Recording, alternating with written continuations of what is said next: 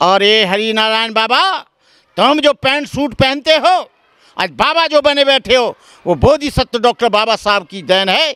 कोई भी दलित आज तक बाबा नहीं बना 50 साल से पहले, लेकिन बाबा साहब डॉक्टर अंबेडकर को तुमने नकार दिया।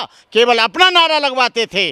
बाबा साहब डॉक्टर अंबेडकर छोटे हो गए, तुम बड़े हो गए। मैं सूरजपाल जाटव उर्फ नारायण हरि बाबा को कहना चाहूँगा, अरे तुमको क्या ज़रूरत थी बाबा भोले बाबा बनने की? तुम्हारे पास तो एक बाबा था, डॉक्टर बाबा साहब अंबेडकर, जिसने तुम्हारी और तुम्हारे समाज की हजारों साल की बेड़ियों को काट दिया।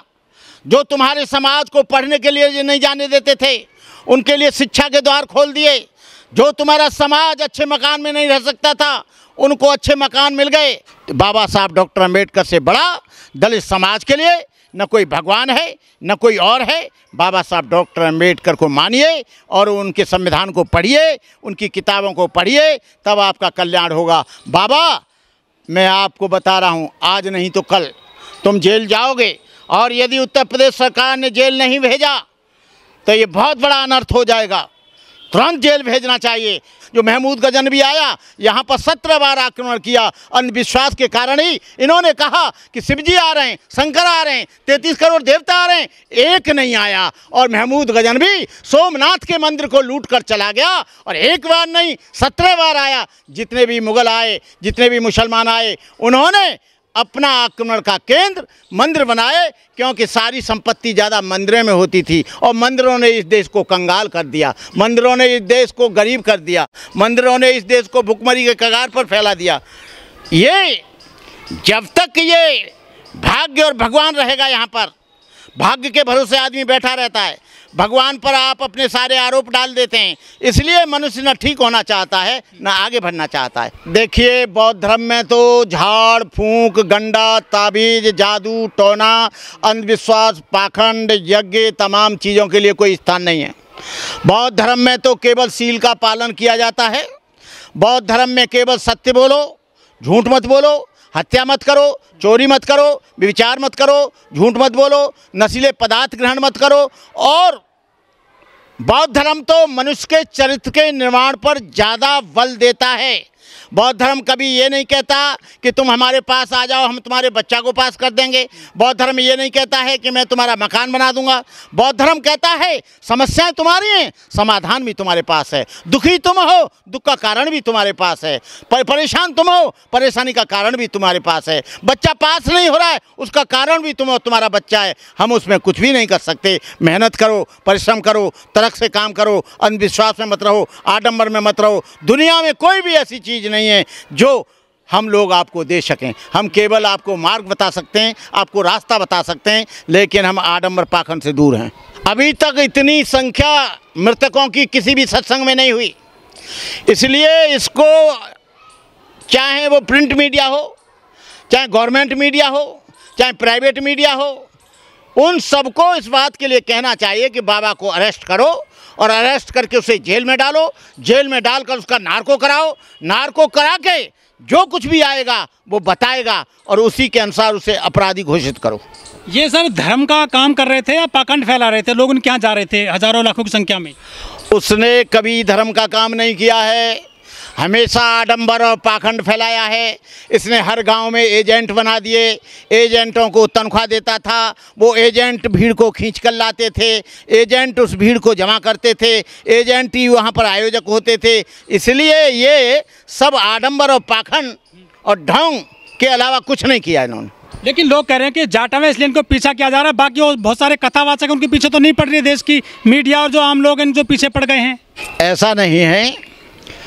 यहाँ जाटव का या ब्राह्मण का या वैश्य का या सिख का सवाल नहीं है।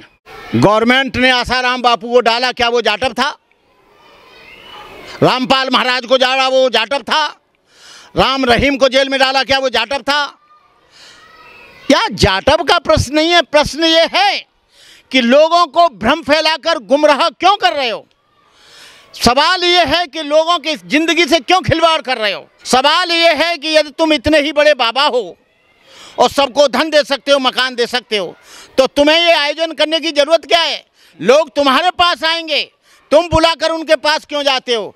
ये सब ढोंग है, पाखंड है, आडंबर है और लोगों को गुमराह, जो बिना पढ़े लिखे लोग हैं, जो बुद्धि और विवेक से काम नहीं करते, जो तर्क से काम नहीं करते, जो विज्ञान की दृष्टि से नहीं काम करते, वो लोग इनके चक्कर में आ जाते हैं और आज देश में पूरे में यही हाल है। लेकिन इन पर सरकार रोक क्यों नहीं लगा रही है ऐसे पाखंडियों पर?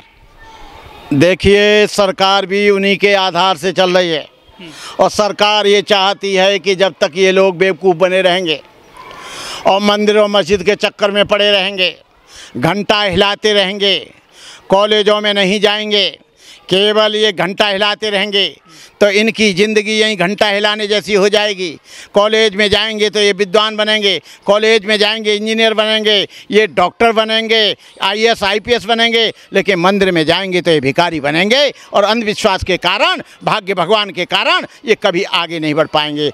लेकिन जो हमारे देश में मंत्री हैं, मुख्यमंत्री, प्रधानमंत्री, इनके चरणों में जो माथा टेकते हैं, अभी राष्ट्रपति खुद रथ खींचने चली गई थी उड़ीसा में ही।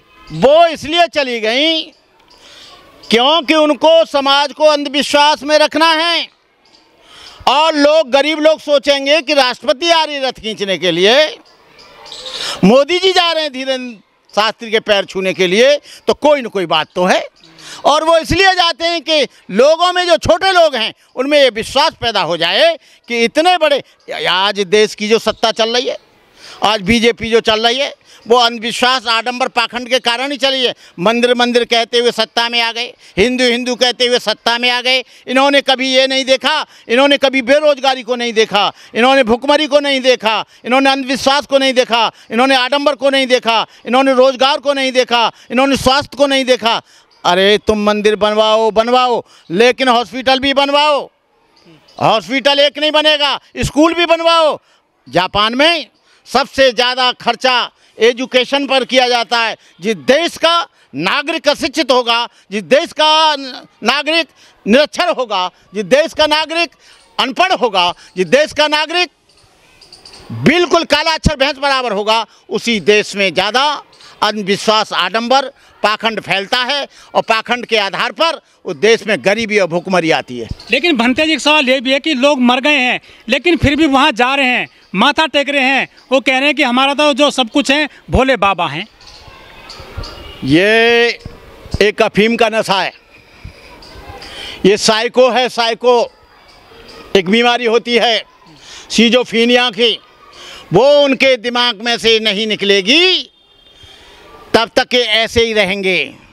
जो भी भोले बाबा के पास जा रहे हैं उनके बच्चे निरक्षर हैं, जो भी भोले बाबा के यहाँ जा रहे हैं, औरतें जा रही हैं अपने पति को छोड़ के, बच्चों के छोड़कर, बच्चे वहाँ पड़े हैं, उन्हें देखना चाहिए कि बच्चा स्कूल से कितने बजे आएगा, कब खाना खाएगा, पति ड्यूटी से आ रहा है, लेकिन उनको कोई लेना देना नहीं, उनके लिए भोले बाबा सब कुछ है। इसलिए सारे घरों के रिश्ते नाते भी टूट रहे हैं।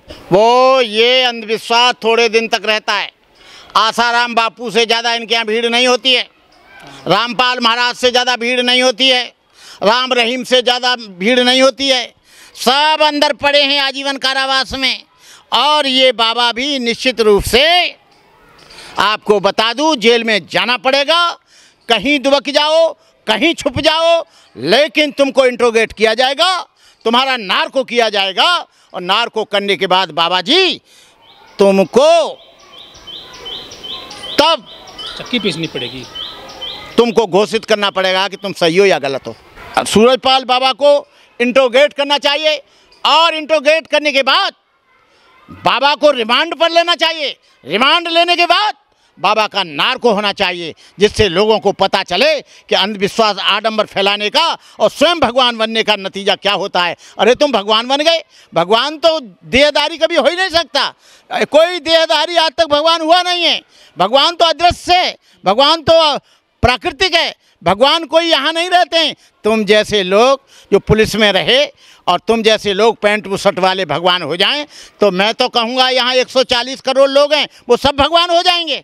भगवान कोई नहीं होता है।